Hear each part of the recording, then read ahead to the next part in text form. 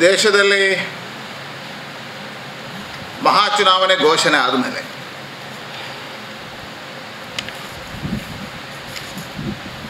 ಮೊದಲ ಹಂತ, ಎರಡನೇ ಹಂತದ ನಾಮಪತ್ರ ಸಲ್ಲಿಕೆಗಳು ಮುಗಿದಿದ್ದಾವೆ. ಇಡೀ ದೇಶದಲ್ಲಿ ವಾತಾವರಣ ಭಾರತೀಯ ಜನತಾ ಪಾರ್ಟಿಯ NDA ಪರವಾಗಿರ್ತಕ್ಕಂಥ ಅಲೆ ಎದ್ದು ಕಾಣ್ತಾ ಇದೆ.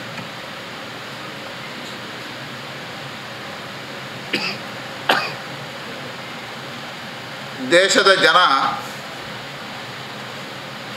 ಮತ್ತೊಮ್ಮೆ ನರೇಂದ್ರ ಮೋದಿಯವರು ಪ್ರಧಾನಿ ಆಗಬೇಕು, ಅಭಿವೃದ್ಧಿಶೀಲ ಭಾರತ ಜಗತ್ತಿನ ಮೊದಲ ಸ್ಥಾನಕ್ಕೆ ಬರಬೇಕು ಅನ್ನುವಂಥ ಕನಸುಗಳನ್ನು ಕಾಣ್ತಾ ಇದ್ದಾರೆ. ಕಳೆದ 10 ವರ್ಷಗಳಲ್ಲಿ ನರೇಂದ್ರ ಮೋದಿಯವರು ಕೊಟ್ಟಿರುವ ಆಡಳಿತ ಅಭಿವೃದ್ಧಿ ಪರವಾಗಿರ್ತಕ್ಕಂಥ ಯೋಚನೆ ಮತ್ತು ಯೋಜನೆಗಳು, ಸಾಂಸ್ಕೃತಿಕವಾಗಿರ್ತಕ್ಕಂಥ ಭಾರತದ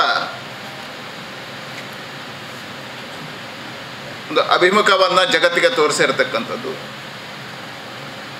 ಕೋವಿಡ್ನ ಸಂಕಷ್ಟದ ಸಮಯದಲ್ಲಿ ಜಗತ್ತಿನಲ್ಲೇ ಭಾರತವನ್ನು ಅವರು ಮುನ್ನಡೆಸ್ತಕ್ಕಂಥ ರೀತಿ, ಆರ್ಥಿಕವಾಗಿ ಭಾರತವನ್ನು ಮುನ್ನಡೆಸಿರ್ತಕ್ಕಂಥ ಇವತ್ತಿನ ಸ್ಥಿತಿಗತಿಗಳಲ್ಲಿ ಭಾರತ 5ನೇ ಸ್ಥಾನಕ್ಕೆ ಬಂದಿರತಕ್ಕಂಥದ್ದು, ಕಳೆದ 10 ವರ್ಷಗಳಲ್ಲಿ ಭ್ರಷ್ಟಾಚಾರದ ಆರೋಪಗಳಿಲ್ಲದೆ, ಒಂದೇ ಒಂದು ಭ್ರಷ್ಟಾಚಾರಗಳಿಲ್ಲದೆ ಆಡಳಿತ ನಡೆಸಿರ್ತಕ್ಕಂಥದ್ದು, ಕಳೆದ 10 ವರ್ಷಗಳಲ್ಲಿ ಭಯೋತ್ಪಾದನಾ ನಿಗ್ರಹಕ್ಕೆ ತಗೊಂಡಿರ್ತಕ್ಕಂಥ ದಿಟ್ಟತನ, ವೈರಿ ರಾಷ್ಟ್ರಗಳಿಗೆ ಕೊಟ್ಟಿರ್ತಕ್ಕಂಥ ಎಚ್ಚರಿಕೆಗಳು, ಕಾಶ್ಮೀರ ಮತ್ತು ಅಯೋಧ್ಯೆಯ ಸಮಸ್ಯೆಯನ್ನು ಒಂದು ಚಾಣಕ್ಷತನದಿಂದ ನಿರ್ವಹಣೆ ಮಾಡಿರ್ತಕ್ಕಂಥ ರೀತಿ ಮತ್ತು ಅಭೂತಪೂರ್ವವಾಗಿರ್ತಕ್ಕಂಥ ದೇಶದ ಅಭಿವೃದ್ಧಿ, ಈ ಎಲ್ಲವನ್ನು ಮನಗಂಡು ಇವತ್ತು ಈ ದೇಶದ ಜನ, ಮತದಾರ ಭಾರತೀಯ ಜನತಾ ಪಾರ್ಟಿ ಮತ್ತೆ ನರೇಂದ್ರ ಮೋದಿ ಪ್ರಧಾನಿ ಆಗಬೇಕು ಅನ್ನತಕ್ಕಂಥ ಕನಸು ಮತ್ತು ಆಶಯಗಳನ್ನು ವ್ಯಕ್ತಪಡಿಸಿ, ಹಾಗಾಗಿ 10 ವರ್ಷಗಳ ಆಡಳಿತದ ನಂತರವೂ ಜಗತ್ತಿನ ಅತಿ ಹೆಚ್ಚು ಮನ್ನಣೆ ಪಡೆದಿರುವ, ಜಗತ್ತಿನಲ್ಲಿ ನಡೆದಿರುವ ಸರ್ವೆಯಲ್ಲಿ ಅತಿ ಹೆಚ್ಚು ಜನಾಭಿಪ್ರಾಯಗಳನ್ನು ಹೊಂದಿರುವ ಜನನಾಯಕ ಮತ್ತು ವಿಶ್ವನಾಯಕರಾಗಿ ಇವತ್ತಿಗೂ ನರೇಂದ್ರ ಮೋದಿಯವರು ಮೊದಲ ಸ್ಥಾನದಲ್ಲಿದ್ದಾರೆ, ಮೂಡಿ ಬಂದಿದ್ದಾರೆ. ಹಾಗಾಗಿ ಜಗತ್ತಿನ ಅಭಿಪ್ರಾಯವೂ ಇವತ್ತು ಭಾರತದ ಮತದಾರರ ಅಭಿಪ್ರಾಯವೂ ಆಗಿದೆ. ಹಾಗಾಗಿ ನರೇಂದ್ರ ಮೋದಿಯವರು ಹೋಗುವಂಥ ಪ್ರದೇಶಗಳಲ್ಲಿ ಲಕ್ಷಾಂತರ ಜನ ಬಂದು ಅವರಿಗೆ ಸ್ವಾಗತ ಮಾಡತಕ್ಕಂಥದ್ದನ್ನು ಕಾಣ್ತೀವಿ. ಅದೇ ರೀತಿಯಲ್ಲಿ ಕರ್ನಾಟಕದಲ್ಲೂ ಇವತ್ತು ನರೇಂದ್ರ ಮೋದಿಯವರ ಅಲೆ, ಅವರ ಅಭಿಮಾನಗಳು ಜಾಸ್ತಿಯಾಗಿ ಇವತ್ತಿನ ಅಂಕಿಅಂಶಗಳ ಪ್ರಕಾರ ನಾವು 28ರಲ್ಲಿ 28 ಸ್ಥಾನಗಳನ್ನು ಗೆಲ್ಲುವುದರಲ್ಲಿ ಸಂಶಯಗಳಿಲ್ಲ. ಇವತ್ತು ಮತದಾರ ಬಾಕಿ ಯಾವುದೇ ಇದ್ದರೂ ಸಮೇತ ಇವತ್ತು ಭಾರತೀಯ ಜನತಾ ಪಾರ್ಟಿ ನರೇಂದ್ರ ಮೋದಿ ಪ್ರಧಾನಿ ಆಗಬೇಕು ಅನ್ನತಕ್ಕಂಥ ಆಶಯವನ್ನು ರಾಜ್ಯದಲ್ಲೂ ಅಭಿಪ್ರಾಯವನ್ನು ವ್ಯಕ್ತಪಡಿಸಿರ್ತಕ್ಕಂಥದ್ದು. ಕಳೆದ 1 ವರ್ಷಗಳ ಅವಧಿಯಲ್ಲಿ ರಾಜ್ಯದಲ್ಲಿ ಕಾಂಗ್ರೆಸ್ನ ಹೀನವಾಗಿರ್ತಕ್ಕಂಥ ಆಡಳಿತ, ಅಭಿವೃದ್ಧಿ ಕುಂಠಿತವಾಗಿರ್ತಕ್ಕಂಥ ಅವರ ವ್ಯವಸ್ಥೆಗಳು, ಯಾವುದೇ ಅಭಿವೃದ್ಧಿ ಕಾರ್ಯಗಳಿಗೆ ಅನುದಾನಗಳ ಬಿಡುಗಡೆ ಇಲ್ಲದೆ ಇರತಕ್ಕಂಥದ್ದು, ಕಳೆದ 1 ವರ್ಷಗಳ ಅವಧಿಯಲ್ಲಿ ಭ್ರಷ್ಟಾಚಾರ ಇವತ್ತು ಕಾಂಗ್ರೆಸ್ನಲ್ಲಿ ಮಿತಿಮೀರಿ ಇರತಕ್ಕಂಥದ್ದು, ಯಾವುದೇ ಗುತ್ತಿಗೆದಾರರಿಗೆ ಅನುದಾನಗಳ ಅವರ ಮಾಡಿದ ಕಾರ್ಯಗಳಿಗೆ ಬಿಲ್ಗಳು ಪಾವತಿ ಆಗದೇ ಇರತಕ್ಕಂಥದ್ದು, ಹಿಂದೆ ಯಾವ 40% ಸರ್ಕಾರ ಅಂತ ಸುಳ್ಳು ಹೇಳ್ಕೊಂಡಿದ್ರೆ ಇವತ್ತು ಕಾಂಗ್ರೆಸ್ ಸರ್ಕಾರ 80% ಸರ್ಕಾರ ಅನ್ನುವಂಥದ್ದನ್ನು ಗುತ್ತಿಗೆದಾರರೇ ಹೇಳ್ತಾರೆ. ಎಲ್ಲ ಹಂತದಲ್ಲೂ ಭ್ರಷ್ಟಾಚಾರ ಮಿತಿ ಮೀರಿದೆ. ಎರಡನೇದು ಅವರೊಳಗೆ ಇರ್ತಕ್ಕಂಥ ಗುಂಪುಗಾರಿಕೆ. ಎಲ್ಲ ಕಾರಣದಿಂದ ಜನ ಇವತ್ತು ಕಾಂಗ್ರೆಸ್ಸನ್ನು ತಿರಸ್ಕಾರ ಮಾಡ್ತಕ್ಕಂಥ ಮಾನಸಿಕತೆಯಲ್ಲಿದ್ದಾರೆ. ಭಾರತೀಯ ಜನತಾ ಪಾರ್ಟಿಯ ಭ್ರಷ್ಟಾಚಾರ ರಹಿತವಾಗಿರ್ತಕ್ಕಂಥ ಆಡಳಿತ ಮೋದಿಯವ್ರದ್ದು, ಈ ದೇಶದ ಅಭಿವೃದ್ಧಿ ಪರವಾಗಿರ್ತಕ್ಕಂಥ ಚಿಂತನೆಗಳು, ಇದೆಲ್ಲವನ್ನು ಮನಗೊಂಡು ಇವತ್ತು ರಾಜ್ಯದಲ್ಲೂ ಭಾರತೀಯ ಜನತಾ ಪಾರ್ಟಿಯ ಪರವಾಗಿರ್ತಕ್ಕಂಥ ಅಲೆದು, ವಿಶೇಷವಾಗಿ ದಕ್ಷಿಣ ಕನ್ನಡ ಜಿಲ್ಲೆ 91ನೇ ಇಸ್ವಿಯಿಂದ ಈ ಕ್ಷೇತ್ರವನ್ನು ಭಾರತೀಯ ಜನತಾ ಪಾರ್ಟಿ ಗೆಲುವಿನ ಕ್ಷೇತ್ರವಾಗಿ ಆರಿಸಿಕೊಂಡಿದೆ. ಧನಂಜಯ ಕುಮಾರ್ ಅವರು 4 ಬಾರಿ, ಸದಾನಂದ ಗೌಡ ಅವರು 1 ಬಾರಿ, ನನ್ನನ್ನು 3 ಬಾರಿ ಜನ ಆಶೀರ್ವಾದವನ್ನು ಮಾಡಿದ್ದಾರೆ. ಇದರ 91ನೇ ಇಸ್ವಿಯಂಥ ಕಾಲಘಟ್ಟದಲ್ಲಿ ಈ ಪ್ರದೇಶದಲ್ಲಿ ಭಾರತೀಯ ಜನತಾ ಪಾರ್ಟಿ ರಾಷ್ಟ್ರೀಯ ಚುನಾವಣೆಗಳು ಬಂದಾಗ ಭಾರತೀಯ ಜನತಾ ಪಾರ್ಟಿವಾಗಿರ್ತಕ್ಕಂಥ ಮನಸ್ಸು ರಾಷ್ಟ್ರೀಯ ವಿಚಾರಧಾರೆಗಳು ಬಂದಾಗ ಇಲ್ಲಿಯ ಜನ ರಾಷ್ಟ್ರದ ಜೊತೆ ನಿಂತಿರ್ತಕ್ಕಂಥದ್ದು, ರಾಷ್ಟ್ರೀಯ ವಿಚಾರಧಾರೆ ಜೊತೆ ನಿಂತಿರ್ತಕ್ಕಂಥದ್ದು, ಭಾರತೀಯ ಜನತಾ ಪಾರ್ಟಿ ಪರವಾಗಿ ನಿಂತಿರ್ತಕ್ಕಂಥದ್ದು. ಮತ್ತು ಈ ಬಾರಿ ನರೇಂದ್ರ ಮೋದಿಯವರ 10 ವರ್ಷದ ಆಡಳಿತ ಇರ್ಬೋದು, ಈ ಜಿಲ್ಲೆಗೆ ಬಂದಿರತಕ್ಕಂಥ ಅಭಿವೃದ್ಧಿಯ ಮಹಾಪೂರಗಳಿರ್ಬೋದು, ಈ ಜಿಲ್ಲೆಗೆ ನರೇಂದ್ರ ಮೋದಿಯವರು ಕೊಟ್ಟಿರ್ತಕ್ಕಂಥ ಕೊಡುಗೆಗಳಿರ್ಬೋದು, ಅಯೋಧ್ಯೆ ಇರ್ಬೋದು, ಬಾಕಿ ಎಲ್ಲ ವಿಚಾರಗಳಿಂದ ಜನ ಇವತ್ತು ಈ ಜಿಲ್ಲೆಯಲ್ಲೂ ಮತ್ತೆ ಭಾರತೀಯ ಜನತಾ ಪಾರ್ಟಿಯನ್ನು ಗೆಲ್ಲಿಸಬೇಕು ಅನ್ನತಕ್ಕಂಥ ಪಣ ತೊಟ್ಟಿರ್ತಕ್ಕಂಥದ್ದು. ಭಾರತೀಯ ಜನತಾ ಪಾರ್ಟಿಯ ಕಾರ್ಯಕರ್ತ ಮನೆಗಳಲ್ಲಿ ಹೋಗಿ ಮತದಾನವನ್ನು ಕೇಳುವಂಥದ್ದು ಸಹಜ. ಈಗಾಗಲೇ ನಮ್ಮ ಅಭ್ಯರ್ಥಿ 2 ರೌಂಡನ್ನು ಪೂರ್ತಿ ಮಾಡಿದ್ದಾರೆ. ಎಲ್ಲ ಕ್ಷೇತ್ರಗಳಲ್ಲಿ ಹೋದಾಗ ಅಭೂತಪೂರ್ವವಾಗಿರ್ತಕ್ಕಂಥವರಿಗೆ ಸ್ವಾಗತ ಸಿಕ್ಕಿರ್ತಕ್ಕಂಥ ನಾನು ಮನಗಂಡಿದ್ದೇನೆ. ನಮ್ಮ ಕಾರ್ಯಕರ್ತರು ಬಹಳ ವೇಗವಾಗಿ ಮನೆಗಳನ್ನು ತಲುಪತಕ್ಕಂಥ ಕೆಲಸ, 1 ರೌಂಡ್ ಕೆಲಸ ಕಾರ್ಯಗಳನ್ನು ಈಗ ಮುಗಿಸಿದ್ದಾರೆ. ಆದರೆ ಇದಕ್ಕಿಂತ ವಿಶಿಷ್ಟವಾಗಿ 3rd ಪಾರ್ಟಿ ಕ್ಯಾಂಪೇನ್ಗಳು ನಡೀತಾ ಇದೆ ಈ ಜಿಲ್ಲೆ. ಸ್ವಯಂ ಪ್ರೇರಿತರಾಗಿ ಇವತ್ತು ವಿದೇಶದಲ್ಲಿರ್ತಕ್ಕಂಥ NRIಗಳು ಬಂದು 1 ತಿಂಗಳು 2 ತಿಂಗಳು ಕೆಲಸ ಮಾಡ್ತಕ್ಕಂಥದ್ದನ್ನು ಕಾಣ್ತೇವೆ. ಸುಮಾರು 150-200 ಜನ ಇವತ್ತು ತಂಡಗಳನ್ನು ಕಟ್ಟಿಕೊಂಡು ಮನೆಗಳಿಗೆ ಹೋಗ್ತಾ ಇದ್ದಾರೆ. ಬೇರೆ ಬೇರೆ ವೈದ್ಯರುಗಳು, ಇಂಜಿನಿಯರ್ಗಳು ಅವರು ತಂಡಗಳನ್ನು ತಟ್ಕೊಂಡು ಇವತ್ತು 3rd ಪಾರ್ಟಿ ಕ್ಯಾಂಪೇನ್ಗಳನ್ನು ಮಾಡ್ತಾ ಇದ್ದಾರೆ. ಅತಿ ಹೆಚ್ಚು ಜನ ಪ್ರೊಫೆಸರ್ಗಳು, ಬೇರೆ ಬೇರೆ ರೀತಿಯ ಚಿಂತಕರು ಇವತ್ತು ನರೇಂದ್ರ ಮೋದಿ ಮತ್ತೆ ಪ್ರಧಾನಿ ಆಗಬೇಕು ಅಂತ ಅವ್ರದ್ದೇ ಆಗಿರ್ತಕ್ಕಂಥ ಪ್ರಯತ್ನಗಳನ್ನು ಮಾಡ್ತಾ ಇದ್ದಾರೆ.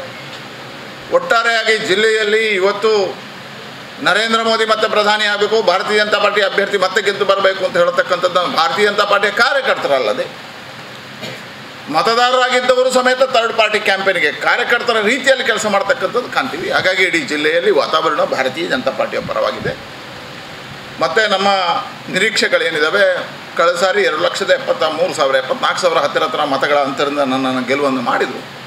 ಈ ಸಾರಿ ನಾವು 3-3.5 ಲಕ್ಷ ಬರಬೇಕು ಅಂತ ಅನಿಸಿದ್ರೆ ನನಗೆ ಅನಿಸಿದೆ. ಇವತ್ತು ನಾನು ಇಡೀ ವರದಿಗಳನ್ನು ತೊಗೊಂಡಿರ್ತಕ್ಕಂಥ ಆಧಾರದಲ್ಲಿ ಜನಾಭಿಪ್ರಾಯ, ಜನರ ಭಾವನೆಗಳು ಮತ್ತು ಇವತ್ತು 3rd ಪಾರ್ಟಿ ಕ್ಯಾಂಪೇನ್ಗಳು ಮತ್ತು ನಮ್ಮ ಕಾರ್ಯಕರ್ತರು ಮನೆಗಳಲ್ಲಿ ಹೋಗಿ ಮಾಡಿರ್ತಕ್ಕಂಥ ಕೆಲಸ ಕಾರ್ಯಗಳನ್ನು ಕಂಡಾಗ 3.5 ಲಕ್ಷವನ್ನು ನಾವು ದಾಟ್ತೀವಿ ಗೆಲುವಿನ ಅಂತರ ಅನ್ನುವಂಥದ್ದು ಸ್ಪಷ್ಟ ಆಗಿದೆ.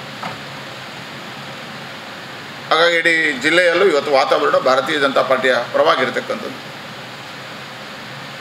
ಅದೇ ರೀತಿಯಲ್ಲಿ ಮತ್ತೆ ನಮ್ಮ ಗೆಲುವಿಗೆ ಇನ್ನಷ್ಟು ಸ್ಫೂರ್ತಿ ಬರಲಿಕ್ಕೆ, ಕಾರ್ಯಕರ್ತರಿಗೆ ಇನ್ನಷ್ಟು ಸ್ಫೂರ್ತಿಯನ್ನು ತರುವುದಕ್ಕೋಸ್ಕರ ನರೇಂದ್ರ ಮೋದಿಯವರು 14ನೇ ತಾರೀಕು ಮಂಗಳೂರಿಗೆ ಬರ್ತಾ ಇದ್ದಾರೆ.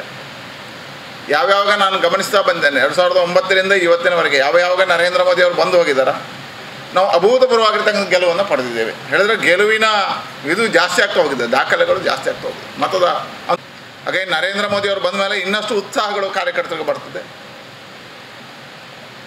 ಹಾಗಾಗಿ 14ನೇ ತಾರೀಕು ಸಂಜೆ 6 ಗಂಟೆಗೆ ನಮ್ಮ ನಾರಾಯಣ ಗುರು ವೃತ್ತದಿಂದ ಅವರ ರೋಡ್ ಶೋ ಪ್ರಾರಂಭ ಆಗ್ತದೆ.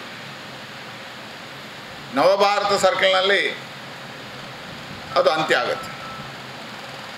ಲಕ್ಷಾಂತರ ಜನ ಇವತ್ತು ಕಾಯ್ತಾ ಇದ್ದಾರೆ, ನರೇಂದ್ರ ಮೋದಿಯವರನ್ನು ಸ್ವಾಗತ ಮಾಡಬೇಕು, ನರೇಂದ್ರ ಮೋದಿಯವರ ಹತ್ತಿರದಿಂದ ಕಾಣಬೇಕು. ನರೇಂದ್ರ ಮೋದಿಯವರು ಬೇರೆ 12 ಕಾರ್ಯಕ್ರಮಗಳಿಗೆ ಬೇರೆ ಬೇರೆ ರೀತಿಯಲ್ಲಿ ಪ್ರಧಾನಿಯಾದ ಮೇಲೆ ಮಂಗಳೂರಿಗೆ ಬಂದರೆ ಅತಿ ಹೆಚ್ಚು ಪ್ರೀತಿಯ ಕ್ಷೇತ್ರ ಮಂಗಳೂರು ಅವರಿಗೆ. ಮೊದಲ ಬಾರಿಗೆ ರೋಡ್ ಶೋವನ್ನು ಮಂಗಳೂರಲ್ಲೇ ಪ್ರಾರಂಭ ಮಾಡಿದರು. ನೆನಪಿದೆಯೇನೋ ಗೊತ್ತಿಲ್ಲ, 2014ರಿಂದ ಪ್ರಾರಂಭ ಆಗಿತ್ತು ರೋಡ್ ಶೋ ಚಿಂತನೆಗಳು, ಮಂಗಳೂರಿಂದಲೇ ಪ್ರಾರಂಭ ಮಾಡಿದರು. ಆದರೆ ಇಷ್ಟು ಸಾರಿಯೂ ಬಂದಾಗಲೂ ಅವರು ಸಭಾ ಕಾರ್ಯಕ್ರಮದಲ್ಲಿ ಭಾಗವಹಿಸಿದರು. ಮೊದಲ ಬಾರಿಗೆ ಮಂಗಳೂರಲ್ಲಿ ರೋಡ್ ಶೋ ಮುಖಾಂತರ ಜನರ ಬಳಿಗೆ ನರೇಂದ್ರ ಮೋದಿ ಆಶೀರ್ವಾದ ಕೇಳಲಿಕ್ಕೆ ಬರ್ತಾ ಇದ್ದಾರೆ. ಮಂಗಳೂರಿನ ಜನತೆಯ ಪ್ರೀತಿಯ ತೋರಿಸುವುದಕ್ಕೋಸ್ಕರ ಅವರ ಬಳಿಗೆ ಬರ್ತಕ್ಕಂಥದ್ದು ಇವತ್ತು ಮೊದಲ ಬಾರಿಗೆ. ಇವತ್ತು ಅವರನ್ನು ಸ್ವಾಗತಿಸಬೇಕು ಅಂತ ಪಾರ್ಟಿ ಎಲ್ಲ ರೀತಿಯ ಚಿಂತನೆಗಳನ್ನು ಮಾಡಿದೆ. ಡೊಳ್ಳು ಕುಣಿತಗಳನ್ನು, ಯಕ್ಷಗಾನ ವೇಷಗಳನ್ನು ಮಾಡುವಂಥದ್ದು, ನಮ್ಮ ತುಳುನಾಡ ಸಂಸ್ಕೃತಿಯನ್ನು ಬಿಂಬಿಸುವಂಥ ಬೇರೆ ಬೇರೆ ಜನಪದೀಯವಾಗಿರ್ತಕ್ಕಂಥ ಕಾರ್ಯಕ್ರಮಗಳನ್ನು ಹಮ್ಮಿಕೊಳ್ಬೇಕು ರಸ್ತೆ ಬದಿಯಲ್ಲಿ ಅನ್ನುವಂಥದ್ದು ಎಲ್ಲ ತಯಾರಿಗಳು ನಡೀತಾ ಇದೆ. ಹಾಗಾಗಿ ಇವತ್ತು ಇಡೀ ಜಿಲ್ಲೆಯ ಜನತೆ ಕಾತುರದಿಂದ ಕಾಯ್ತಾ ಇದ್ದಾರೆ. ನರೇಂದ್ರ ಮೋದಿಯವರನ್ನು ನೋಡಬೇಕು, ನರೇಂದ್ರ ಮೋದಿಯವರನ್ನು ಹತ್ತಿರದಿಂದ ಗಮನಿಸಬೇಕು, ನರೇಂದ್ರ ಮೋದಿಯವರು ಮಂಗಳೂರಿನ ಜನತೆ ಜೊತೆಗೆ ಬೆರೀಬೇಕು, ಹತ್ತಿರದಿಂದ ಕಾಣಬೇಕು ಅಂತ ಹೇಳುವಂಥ ಕಾರಣಕ್ಕೋಸ್ಕರ ಸಾರ್ವಜನಿಕ ಸಭೆಯನ್ನೇ ಮಾಡಿ ಅವರೇ ಇದು ರೋಡ್ ಶೋ ಆಗಬೇಕು ಮಂಗಳೂರಲ್ಲಿ ಅಂತ ಹೇಳುವಂಥ ಹೊಸ ಚಿಂತನೆ ಜೊತೆಗೆ 6 ಗಂಟೆಗೆ ಮಂಗಳೂರಿಗೆ ಬರ್ತಾ ಇದ್ದಾರೆ. ನಿಮ್ಮ ಮುಖಾಂತರ ಎಲ್ಲ ಜನರಲ್ಲಿ ವಿನಂತಿ ಮಾಡ್ತೇನೆ, ಇದೊಂದು ಅವಕಾಶ ಮಂಗಳೂರು ಜಿಲ್ಲೆಯವರಿಗೆ, ದಕ್ಷಿಣ ಕನ್ನಡ ಜಿಲ್ಲೆಯವರಿಗೆ, ನಮಗೆ ಅತಿ ಹೆಚ್ಚು ಕೊಡುಗೆಗಳನ್ನು ಕೊಟ್ಟಿರುವಂಥ, ಅತಿ ಹೆಚ್ಚು ಮಂಗಳೂರಿಗೆ ಯೋಜನೆಗಳನ್ನು ಕೊಟ್ಟಿರುವಂಥ ಮತ್ತು ಮಂಗಳೂರಿನ ಜನತೆ ಅತಿ ಹೆಚ್ಚು ಪ್ರೀತಿಯನ್ನು ಗಳಿಸಿರ್ತಕ್ಕಂಥ ನರೇಂದ್ರ ಮೋದಿಯವರು ಜನರ ಬಳಿಗೆ ಮೊದಲ ಬಾರಿ ಬರ್ತಾ ಇದ್ದಾರೆ. ಹಾಗಾಗಿ ಎಲ್ಲರೂ ಇದರಲ್ಲಿ ಬರಬೇಕು, ಭಾಗವಹಿಸಬೇಕು ಅಂತ ಹೇಳುವಂಥ ವಿನಂತಿಯನ್ನು ನಾನು ಮಾಡಿದೆ. ಇವತ್ತು ಕೇರಳದಲ್ಲೂ ಒಂದು ಪರಿವರ್ತನೆ ಗಾಳಿ ಬೀಸ್ತಾ ಇದೆ. ನನಗನ್ನಿಸ್ತದೆ, ನಾನು ಹಿಂದೆ 4 ವರ್ಷಗಳ ಕಾಲ ಕೇರಳದಲ್ಲಿ ಕೆಲಸ ಮಾಡಿದ್ದೆ. 2016ರಿಂದ 2019ರವರೆಗೆ ನಾನು ರಾಜ್ಯಾಧ್ಯಕ್ಷ ಆಗುವವರೆಗೆ ಕೇರಳದಲ್ಲಿ ಸಹ ಉಸ್ತುವಾರಿ ಆಗಿದ್ದೆ. ಅವತ್ತು 2 ಚುನಾವಣೆಗಳನ್ನು ಎದುರಿಸಿದ್ದೆ. ಅವತ್ತು ಪಾದಯಾತ್ರೆಗಳನ್ನು ನಾವು ದೊಡ್ಡದಾಗಿರ್ತಕ್ಕಂಥ ರೀತಿಯಲ್ಲಿ ಯಾತ್ರೆಗಳನ್ನು 3 ಯಾತ್ರೆಗಳನ್ನು ಮಾಡಿದ್ದೀವಿ. ಶಬರಿಮಲೆ ಯಾತ್ರೆ ಇರ್ಬೋದು, ಬೇರೆ ಬೇರೆ ಯಾತ್ರೆಗಳನ್ನು ಮಾಡಿದ್ವಿ. ಆದರೆ ಆವತ್ತಿಗೂ ಇವತ್ತಿಗೂ ಇರುವಂಥ ಅಂತರ ಇವತ್ತು ಸಾಮಾನ್ಯ ಜನರು ಸಮೇತ ಭಾರತೀಯ ಜನತಾ ಪಾರ್ಟಿಯ ಪರವಾಗಿ ಇರ್ತಕ್ಕಂಥ ಒಲವನ್ನು ತೋರಿಸ್ತಾ ಇದ್ದಾರೆ. ನರೇಂದ್ರ ಮೋದಿಯವರನ್ನು ಇವತ್ತು ಯುವ ಜನತೆ ಕೇರಳದಲ್ಲಿ ಅತಿ ಹೆಚ್ಚು ಒಪ್ಕೊಂಡಿದ್ದಾರೆ. ಮಹಿಳೆಯರು ಅತಿ ಹೆಚ್ಚು, ವಿಶೇಷವಾಗಿ ಕ್ರೈಸ್ತ ಸಮುದಾಯ ಇವತ್ತು ಭಾರತೀಯ ಜನತಾ ಪಾರ್ಟಿಯ ಹತ್ತಿರ ಬರ್ತಾ ಇದ್ದಾರೆ. ಹಾಗಾಗಿ ಇವತ್ತಿಗೂ ನಮ್ಮ ಎಲ್ಲ ಸರ್ವೆಗಳ ಪ್ರಕಾರ 5 ಸ್ಥಾನಗಳನ್ನು ನಾವು ಗೆಲ್ತೀವಿ ಅನ್ನುವಂಥದ್ದು ಗೆಲುವಿನ ಹಂತಕ್ಕೆ ಹೋಗ್ತಾ ಇದೆ.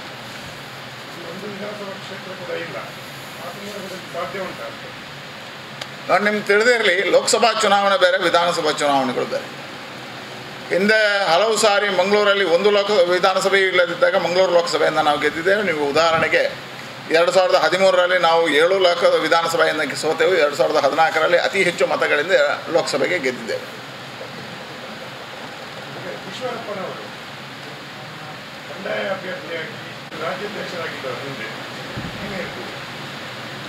ನೋಡಿ, ನಮ್ಮೆಲ್ಲ ಹಿರಿಯರು ಭಾಳ ಪಕ್ಷದ ಕಟ್ಟಿ ಬೆಳೆಸಿದವರು, ಪಕ್ಷಕ್ಕೋಸ್ಕರ ದುಡಿದವರು ಮತ್ತು ಪಕ್ಷದ ಕಟ್ಟಾಳವಾಗಿರ್ತಕ್ಕಂಥವ್ರು.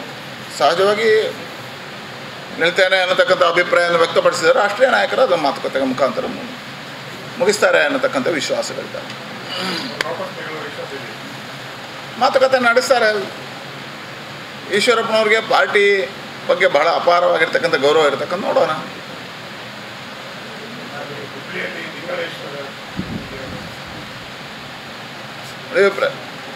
ಚುನಾವಣೆಗಳು ಬಂದಾಗ ಪ್ರಜಾಪ್ರಭುತ್ವದಲ್ಲಿ ಎಲ್ರಿಗೂ ಒಂದೊಂದು ಹಕ್ಕಿದೆ.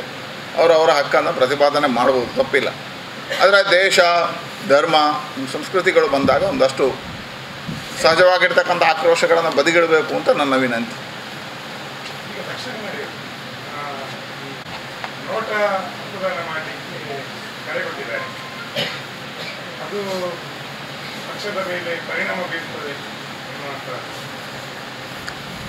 ಅವರ ಅಭಿಪ್ರಾಯವನ್ನು ಮಂಡಿಸಿದ್ದಾರೆ, ಮತದಾರರಲ್ಲಿ ವಿನಂತಿ ಮಾಡಿದ್ದಾರೆ. ನಾವು ಮತದಾರರಲ್ಲಿ ವಿನಂತಿ ಮಾಡ್ತಾ ಇದ್ದೇವೆ, ಈ ಸಾರಿ ಮತ್ತೆ ಜಗದ್ವಂದ್ಯ ಭಾರತ ನಿರ್ಮಾಣಕ್ಕೋಸ್ಕರ ನರೇಂದ್ರ ಮೋದಿ ಅವರಿಗೆ ಆಶೀರ್ವಾದ ಮಾಡಿ.